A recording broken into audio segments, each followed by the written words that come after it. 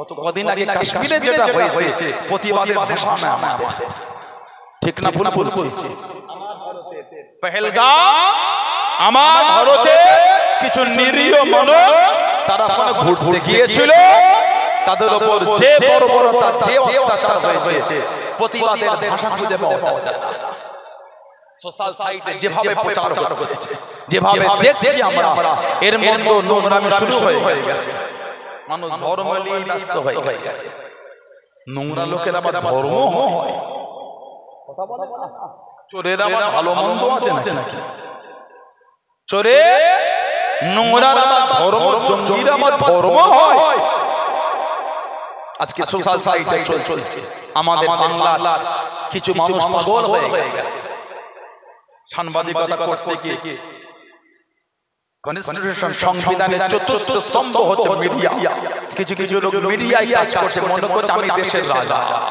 যে নোংরা নোংরা শব্দ, আমার তো মাঝে মাঝে মনে হয় মেন্টালিটি প্রবলেম হয়ে গেছে। যে ভাষা এরা চয়ন করছে, মানে ইনডাইরেক্ট এটাই বলে মুসলমানরা বার হয়ে যাও। কেন? এই অধিকার তোমাকে দিয়েছে। কথা ঠিক। এই অধিকার তোমাকে কে দিয়েছে? তুমি মুসলিমকে থ্রেট দিচ্ছ, হিন্দুকে থ্রেট দাও, জৈন বৌদ্ধ দলিত আদিবাসী পাঞ্জাবি গুজরাটি মারাঠি শিখ বৌদ্ধ থ্রেট দাও। ভারতবর্ষের যে কটা সম্প্রদায়ের মানুষ বাস করে, প্রত্যেকটা সম্প্রদায়ের অধিকার মাথা উঁচু করে ধর্মের বিধান পালন করে ভারতবর্ষে বাস করবে। ঠিক না? তুমি কে এসেছো দাদাগিরি দিচ্ছ? লজ্জা লাগে না? সাংবাদিকতা করছো না কোনো কারো দালালি করে বেড়াচ্ছ? মানুষের মধ্যে দাঙ্গা লাগাচ্ছ, মানুষের ভেদাভেদ তৈরি করো। কারা জানো? এই কাশ্মীরের পেহেলগামের ঘটনায় মুসলিম সম্প্রদায়, মুসলিম ইসলাম সম্প্রদায় মুসলমানদের দায়ী করে দিল। গোটা পৃথিবীর মুসলমান দায়ী হয়েছে। দেখছেন না আপনারা? কিছু কিছু রাজ্যে মুসলমানদের দোকান ভাঙা হচ্ছে, জুলুম করছে, অত্যাচার করছে। যদি এই কাশ্মীরের এই ঘটনার জন্য মুসলিমরা দায়ী হয়, তাহলে আপনাকে বলতে হবে হাফেজ জুনায়েদ, তাবরিজ আনসারী, পেহেলু খান, এদের কারা হত্যা করেছিল, তাদের আইডেন্টিফাই কিভাবে করবেন? তারা তো কোন ধর্মের স্লোগান দিয়ে হত্যা করেছিল।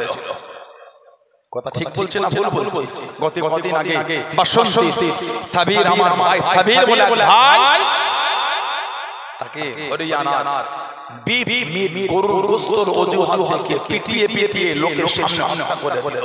তারাও তো কোন ধর্মের একটা সিম্বল লাগিয়ে হত্যা করলো, তাদের জঙ্গিকে বলবে। তার এই নোংরা কর্মের জন্য তার ধর্ম দায়ী হবে না? বলে তার এই নোংরা কাজের জন্য তার ধর্ম দায়ী হবে না? গত কয়েক বছর আগে কাশ্মীরে আমার আসিফা বলে ছোট্ট পাড়া বোন, তাকে এক সপ্তাহ নিয়ে গিয়ে একটা ধর্মীয় জায়গায় বন্দী রেখে বাপ বেটা একটা পুলিশ অফিসার 5-7 জন মিলে তাকে রেপ করে তার মাথাটা পাথর দিয়ে কুচিয়ে তাকে হত্যা করা হয়েছিল। বলে তার জন্য তার ধর্মটাকে জঙ্গি ধর্ম বলা হয় না? ঠিক বলছি না? বলে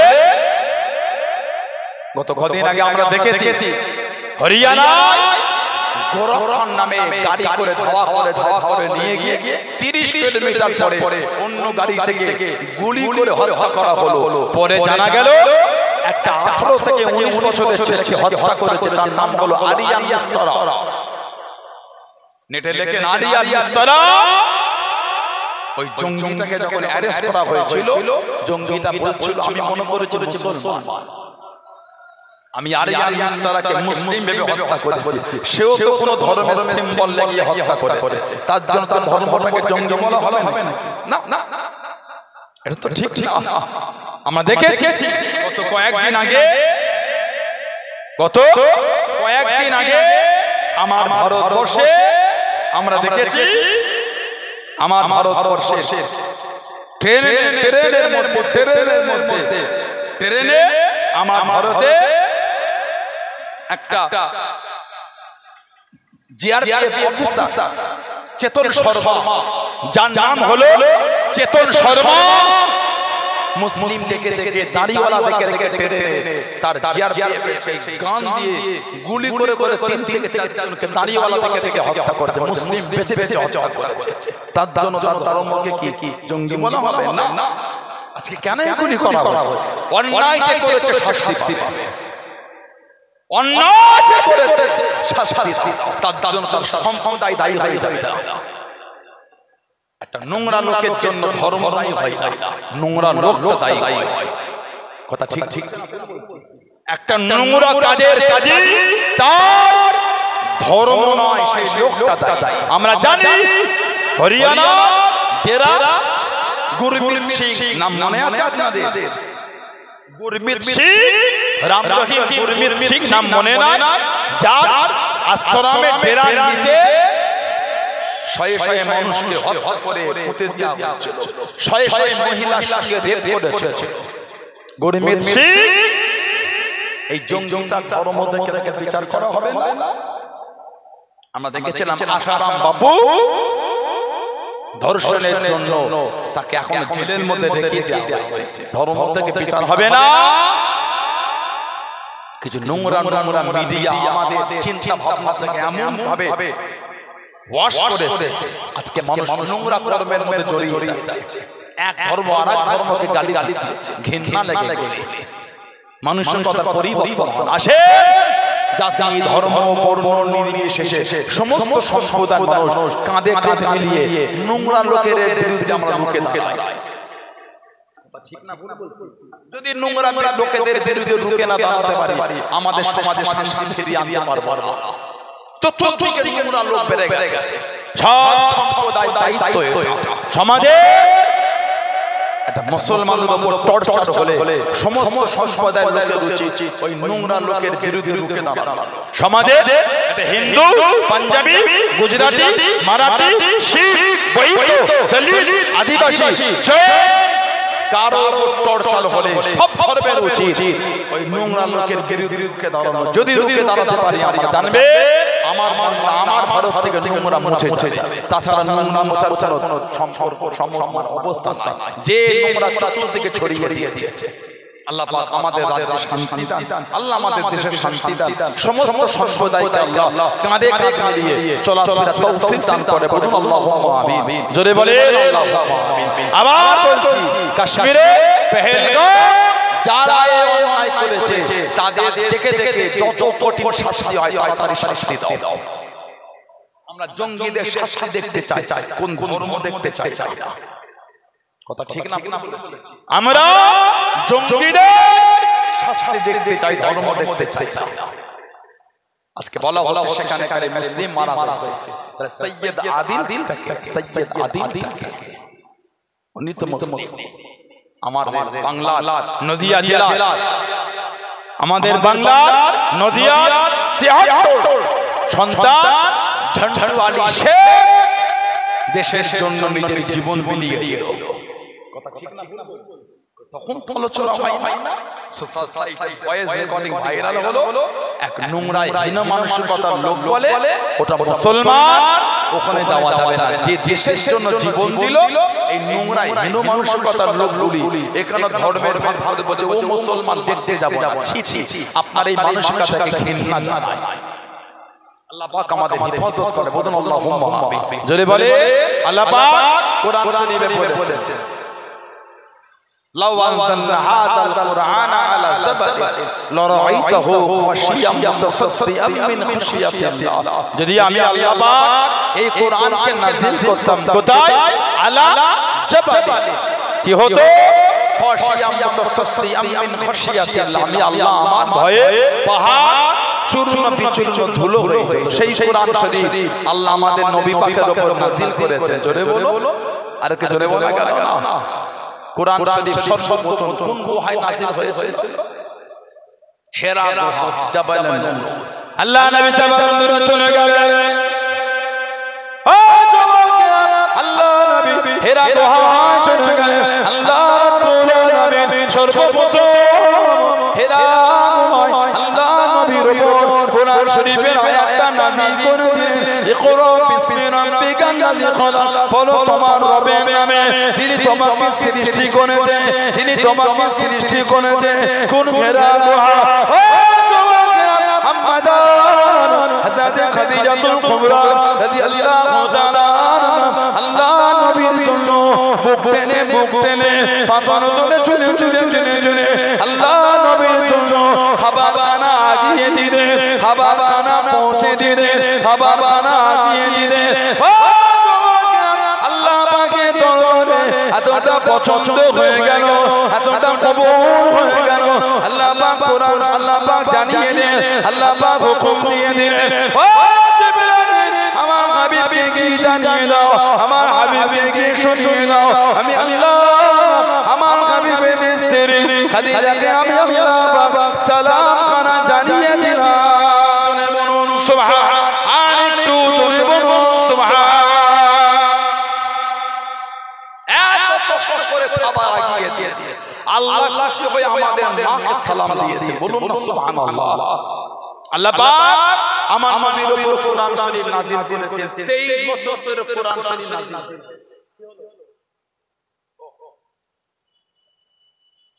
23 বছর ধরে কোরআন শরীফ নাযিল হয়েছে। জিবরাইল আলাইহিস সালাম আমাদের নবী পাকের কাছে 24,000 বার এসেছে। সুবহানাল্লাহ বলুন না।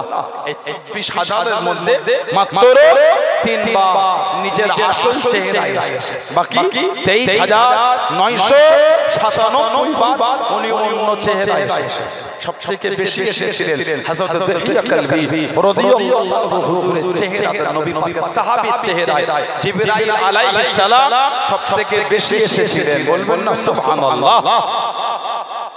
আল্লাহ পাক আমাদের এত ইজ্জত দিয়েছেন নবীর জন্য। চেয়ার পাওয়া যাবে না, চেয়ার এখানে ডেকোরেটর নাই এই বাজারে কিছু কমিটি ভাইরা নাই লোক পানি বন্ধ করে নাকি? এই পানি আর হচ্ছে যে পানি বন্ধ পড়ছে বন্ধ আছে, কিছু চেয়ার দিয়ে ভাই বসতে পারতে কেন? দেখেন কমিটি ভাইরা কিছু চেয়ার দিয়ে দিজি করতে পারে। মুরুব্বি বসে আর নিচে বসে যাবে না, কাদা হয়ে গেছে। চট দিলেও ভালো হবে যদি কিছু চেয়ার দেওয়ার করে দেখেন চেষ্টা করে যদি হয়। আল্লাহ পাক মানুষের এত ইজ্জত দিলেন আমার নবীর জন্য। আল্লাহ পাক মানুষের জায়গা দুটোর মধ্যে ত্যাগ করেছে, আসহাবুল ইয়ামিন বা আসহাবুশ শিমাল। ভাই জান্নাতি না হলে জাহান্নামে, তবে জান্নাতি আর জাহান্নামে কিন্তু এক না। সূরা হাশর আল্লাহ জিকির করে লা ইয়াসবি আসহাবুন নারি ওয়া আসহাবুল জান্নাহ, জান্নাতের অধিবাসী আর জাহান্নামের অধিবাসী দুজনে কিন্তু এক না। তারপরেই আল্লাহ বলেছেন আসহাবুল জান্নাতি হুমুল ফায়েজুন, জান্নাতের অধিবাসী তারাই হলেন সফল, তারাই হলেন কিসমতওয়ালা। বলুন না সুবহানাল্লাহ। আল্লাহ আমাদের সকলকে জান্নাতি হিসেবে কবুল করে নেন, বলেন আমিন, বলেন আল্লাহুম্মা আমিন। মনটা ভালো করে মানবে, মানার মতো মানে যারা মেনেছেন তাদের থেকে শিক্ষা দেন, মানার মতো মেনেছে আমার রাসূলের ভালোবাসার সাহাবী হযরত খুবাইব ইবনে আদি রাদিয়াল্লাহু তাআলা আনহু। সুবহানাল্লাহ বলুন না।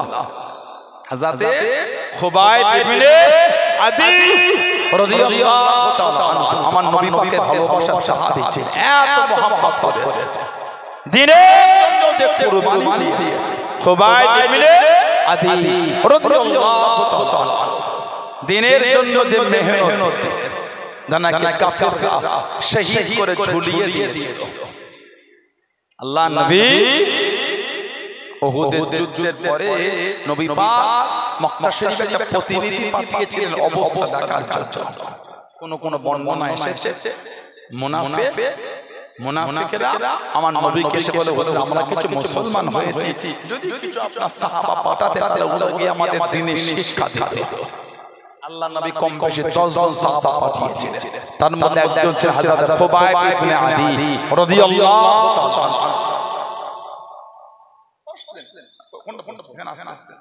হযরত খুবাইব ইবনে আদি 10 জনের মধ্যে উনি হুজুর বন্দী করা হয়, কাফেররা ওনাকে ধরে ফেলেছে। হযরত খুবাইব ইবনে আদিকে বন্দী করে দেয়া হলো।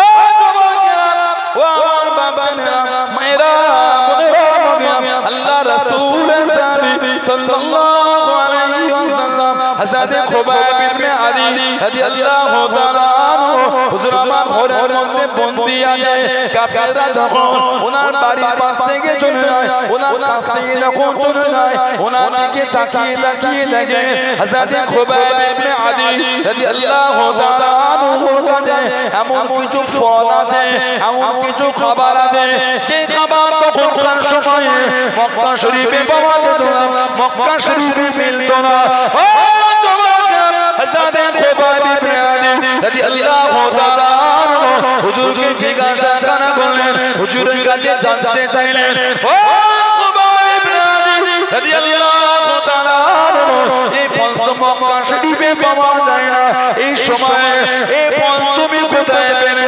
হুজুর আমার জানিয়ে দেন হুজুর আমার শরীরে আল্লাহ রাব্বুল আলামিন দয়াময় দয়া করে তার নবীর খাতিরে মিলিয়ে দিয়েছে জোরে বলুন সুবহান আর একটু জোরে বলুন সুবহান যে ফল মক্কা শরীফে নাই সেই ফল উনি খাচ্ছেন বাজার থেকে কিনে এনে নয় জেলখানার মধ্যে বসে বসে খাচ্ছেন জোরে বলো জেলখানা মধ্যে বসে বসে হযরত মারিয়াম আলাইহিস সালাম উনি ঘরের মধ্যে বেমাউসা মানে এখন যদি আমাদের সমাজে যে ফলের সিজন নয় সেই ফল যদি এখানে কেউ খায় মানুষ একটু অবাক হবে না এখন আম খেলে কেউ অবাক হবে না এখন আম খেলে কেউ বলে অবাক হবে না তবে যেই ফলের সিজন নয় সেটা খেলে কিন্তু অবাক হবে কোথা পেলি রে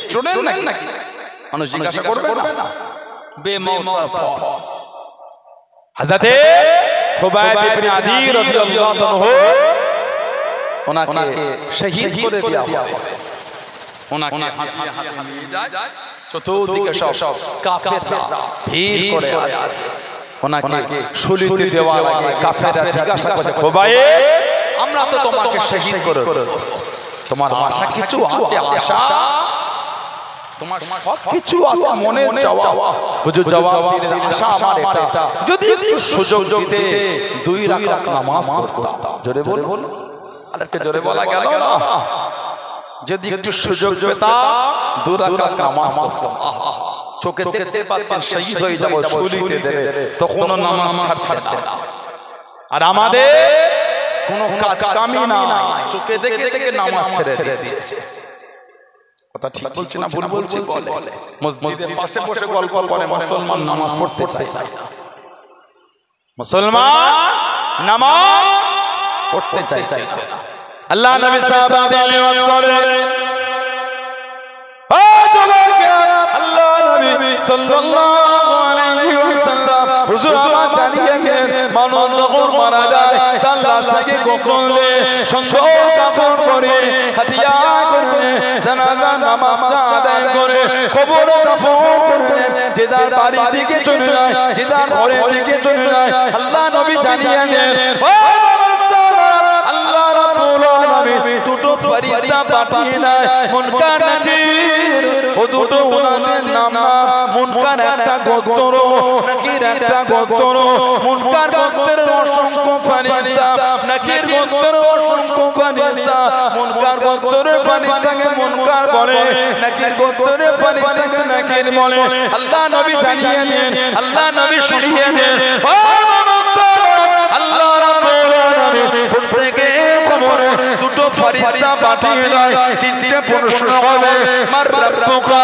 মা দীনুকা মান নবিয়ুকা মার রাব্বুকা মা দীনুকা মান নবিয়ুকা আল্লাহ নবী জানিয়ে দেন যখন নামাজি বান্দা বান্দিদের কবরে মুনকার নাকির মাথা দিক থেকে যেতে যাবে কেন নূরানি চেহারা ধরে মাথা দিকে দাঁড়িয়ে গিয়ে তাকে আটকে দেবে মুনকার নাকির জিজ্ঞাসা করবেন কে আপনি আমাদের বাদাদার মাথা দিক থেকে জবাব দিয়ে দেবে আল্লাহ আমাকে করে আমি অন্য কেউ না আমি গোলাম নামাজ জোরে বলুন সুবহান আর একটু জোরে বলুন সুবহান আমি নামাজ আল্লাহ পাক ফরজ করেছে এই বান্দা বান্দি আদায় করেছে আল্লাহ রাব্বুল আলামিন এত খুশি হয়ে গিয়েছে এতটা রাজি হয়ে গিয়েছে আমি নামাজ আল্লাহ পাক আমার একটা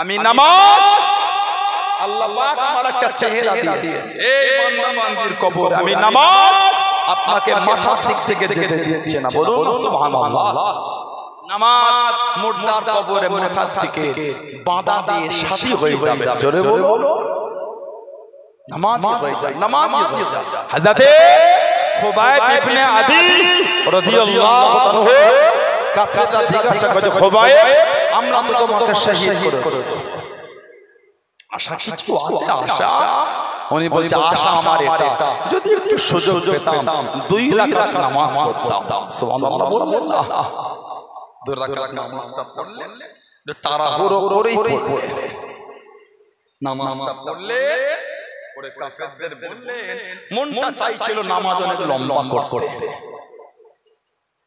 মনটা চাইছিল নামাজ একটু লম্বা করতে তবে আমি যদি অনেক ধরে নামাজ পড়তাম তোমরা একটু বলতে মরণের ভয় নামাজ লম্বা করছে না না আমি মরণকে ভয় করি আমি যে আমার আল্লাহকে ভয় করি জোরে বলো আরেকটু জোরে বলা গেল না আমি মরণের ভয় নয় আমি নামাজ এই জন্য ছোট করলাম তোমরাই বলে বেড়াতে কি মরণের ভয়ে নামাজ ছাড়তে চাই হুজুরকে যখন বন্দী করেছিল কাফেররা বলেছিল খুবাইব তুমি যদি নিজের ঘরে থাকতে আর তোমার মুহাম্মদ সাল্লাল্লাহু আলাইহি ওয়াসাল্লাম তিনি যদি আমাদের কাছে বন্দী হতেন কতই না ভালো হতো হুজুর আমার জবাব দেয় বেঈমান কাফেরের দলেরা আমি খুবাইব একা না আমার গোটা খানদানা যদি শহীদ হয়ে যায় আমার কোনো দুঃখ নাই আমি খুবাইব একবার না আল্লাহ পাক যদি আমাকে অসংখ্য জীবন দেন আমি অসংখ্যবার শহীদ হয়ে যাব তাতেও দুঃখ নয় আল্লাহ নবী সাল্লাল্লাহু আলাইহি ওয়াসাল্লাম হুজরা শরীফে থাকবে নবী পাকের নূরের কদম শরীফে একটা কাঁটা লাগবে কাঁটা ওই শব্দ শোনাটা আমি কানে পছন্দ করছি না জোরে বলো আর একটু ভালোবাসা বলা গেল না খুবাইব ইবনে আদি রাদিয়াল্লাহু আনহু শহীদ হয়ে গেলেন ইন্না লিল্লাহি ওয়া ইন্না ইলাইহি রাজিউন ওনাকে শহীদ করে মক্কা শরীফে তানঈম বলে জায়গা আছে তানঈম যারা হজ বা উমরা করেছেন জানেন মসজিদে আয়েশা বলে একটা মসজিদ আছে মায়ের নামে মসজিদ উমরা করতে গেলে ওইখান থেকে ইহরাম করে আসা হয় মসজিদে আয়েশা এই মসজিদে তানঈম ওখানে হুজুরের মাথাটা নিচু দিকে করে পা দুটোকে দড়ি দিয়ে বেঁধে কাটেতে ঝুলিয়ে দিয়েছে আহা 40টা কাফের ওনাকে ঘিরে পাহারা দিচ্ছেন ওহো খুবাইব ইবনে কোথায় আলা জাবাল পাহাড়ের উপরে কোন কুরআন যালিকাল কিতাব ইয়ানি হাযাল কিতাব লা রাইবা ফীহি হুদাল লিল মুত্তাকিন বলুন সুবহানাল্লাহ আল্লাহ পাক বলেছে যালিকাল কিতাব ইয়ানি হাযাল কিতাব মানে এই কিতাব লা রাইবা ফীহি আল্লাহ বলে সন্দেহ নয় তারপরে আল্লাহ বলেছে হুদাল লিল মুত্তাকিন কুরআন শরীফ আমি আল্লাহ মুত্তাকিনদের জন্য আমি আল্লাহ হেদায়েত বানিয়েছি বলুন সুবহানাল্লাহ দুঃখ কষ্ট লাগে কিছু কিছু মানুষ আজকাল কোরআন শরীফটাকে কত নোংরা ভাষায় আক্রমণ করছে মাঝে মাঝে দেখে বড় কষ্ট লাগে কে জানো জানো তিনটে কোরআন শরীফের পৃষ্ঠা ছিঁড়ে ফেসবুকে ভিডিও লোড করে ছেড়ে দিল কি পৃথিবী থেকে থেকে কোরআনটা মুছে ছেড়ে ওর কি দেখেছে ওর জ্ঞান নাই শয়ে শয়ে নয় হাজার হাজার নয় লাখ লাখ নয় কোটি কোটি মানুষের অন্তরে আল্লাহ 30 পারা কোরআন শরীফটাকে আমার আল্লাহ জমা করে রেখে দিয়েছেন জোরে বলো ভালোবাসা বলা গেল না পানি হচ্ছে বলে মন খারাপ হয়ে গেল আপনাদের কমিটি ছেলেদের মন খারাপ এক মাস ধরে কষ্ট করেছো পানি কে দিয়েছে বলে কে দিলে আল্লাহ তাহলে এখানে মন খারাপ করলে তো ঈমানের অসুবিধা হয়ে যাবে আল্লাহ পাক তিনি তামাম বান্দা বান্দীদের জন্য যেটা ভালো চান সেটাই করে এই পানির মধ্যে আল্লাহ আমাদের জন্য কিছু ভালো রেখেছে জলসা হওয়া না হওয়াটা বড় জিনিস নয় আল্লাহর দরবারে কবুল হওয়াটা বড় জিনিস আল্লাহ ভালোবেসে আজকে মাহফিলকে আল্লাহ কবুল করেন আর বলেন আমিন। আল্লাহ আমার কমিটি ভাইদের এই খিদমতকে কবুল করেন, কমিটি ভাইদের কিসমত বড় করে, যারা দান দান আল্লাহ প্রত্যেকের বাড়িতে আল্লাহ রহমত বরকত নাজিল করে, বলুন আমিন। জোরে বলেন আল্লাহুম্মা আমিন। কিছু কিছু মানুষ কোরআন শরীফ ছিঁড়ে বলছেন মিটিয়ে দাও, ওর জ্ঞান নাই। আল্লাহ আমাদের সাথে ওয়াদা করেছে, ইন্না নাহনু নাযালনা যিকরা ওয়া ইন্নাহু লাহাফিজুন। নিশ্চয় আমি আল্লাহ ইহাকে নাযিল করেছি, মানে কোরআন শরীফ আমি আল্লাহ নাযিল করেছি। আমার আল্লাহ বলে কোরআনের হিফাজতটা আমি আল্লাহ আমিই করব। জোরে বলো, আর একটু ভালোবাসা বলা গেল না। আজকাল কিছু কিছু মানুষ কোরআন শরীফের নামে নোংরা নোংরা শব্দ চয়ন করে। কোরআন নাকি মানুষকে উগ্র করে, কোরআন নাকি মানুষকে অন্য সম্প্রদায়ের লোককে মারতে শেখায়। আস্তাগফিরুল্লাহ বলে কোরআন যে মানুষকে ভালোবাসা শেখায়। জোরে বলবেন না, আর একটু জোরে বলা গেল না। আমার নবী বলে যে একটা নিরীহ মানুষকে হত্যা করলো সে যেন গোটা পৃথিবীর মানব জাতিকে হত্যা করলো। যে নিরীহ মানুষকে হত্যা করলো সে যেন গোটা পৃথিবীর নিরীহ মানুষকে হত্যা করলো, গোটা পৃথিবীর মানুষকে সে হত্যা করলো। আর আপনি বলে কোরআন শরীফ মানুষকে হত্যা করা শেখায়। আস্তাগফিরুল্লাহ, কেন এগুলো বলে? কেন এই শব্দ আজও গুগলে গিয়ে আজও গুগলে গিয়ে যদি লেখে বেস্ট অফ দ্য ম্যান ওয়ার্ল্ডের বেস্ট অফ ম্যান ওয়ার্ল্ডে সর্বশ্রেষ্ঠ মানুষ, আপনি যদি গুগলে গিয়ে লেখেন আজও যার নামটা দেবেন তিনি হলেন নবী মুহাম্মদ রাসূলুল্লাহ সাল্লাল্লাহু আলাইহি ওয়াসাল্লাম। জোরে বলুন না সুবহানাল্লাহ। গুগলে যারা স্বীকার করতে বাধ্য হয়েছে, গোটা পৃথিবীতে আল্লাহ পাক জানাকে শ্রেষ্ঠ করেছেন, উনি হলেন আমাদের নবী। জোরে বলো, সেই নবীর চরিত্র কোনোদিন লোককে কষ্ট দেওয়া হতে পারে না। সেই নবীর চরিত্র হতে পারে না। আল্লাহ নবী সাহাবাদের লিওয়াজ করেন, ও যুবকেরা, ও মুরব্বি বাবারা, আল্লাহ নবী সাহাবাদের বায়ান করেন। আল্লাহ নবী আস্তে করে দাঁড়িয়ে গেলেন। সাহাবারা জিজ্ঞাসা করলেন, ইয়া রাসূলুল্লাহ, হাবিবাল্লাহ, আল্লাহ হুজুর আপনি কেন দাঁড়িয়ে গেলেন? হুজুর আপনি কেন দাঁড়িয়ে গেলেন?